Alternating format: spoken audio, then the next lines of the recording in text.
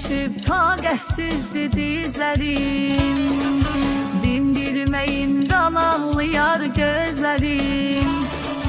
Güzdən düşüb taqətsizdir dizlərim, qulağımdan getmir hələ sözlərim,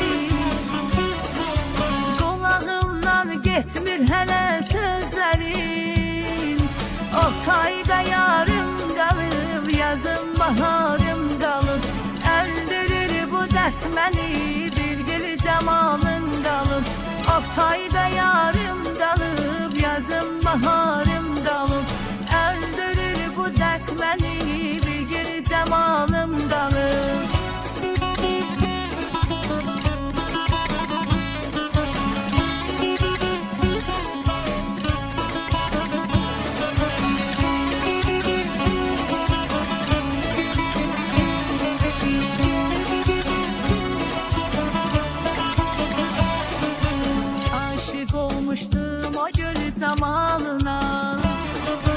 Görəsən o da salır mı yadına? Aşık olmuştum o gül zamanına.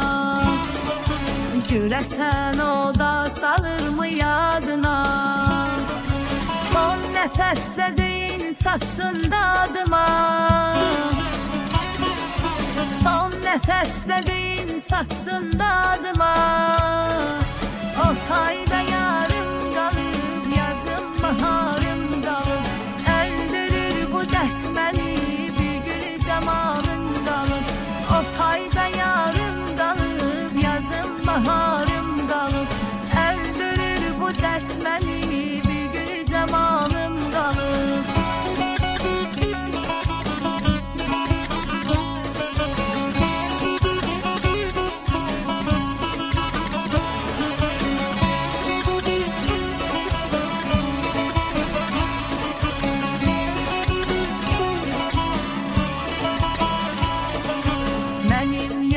Sorma mənim halımı, fələk qırdı kanadımı, qolumu.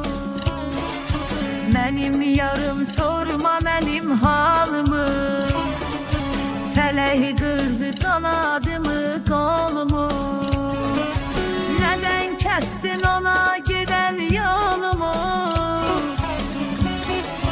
nədən kəssin ona gedən yolumu. Oktayda yarım qalıb, yazım baharım qalıb,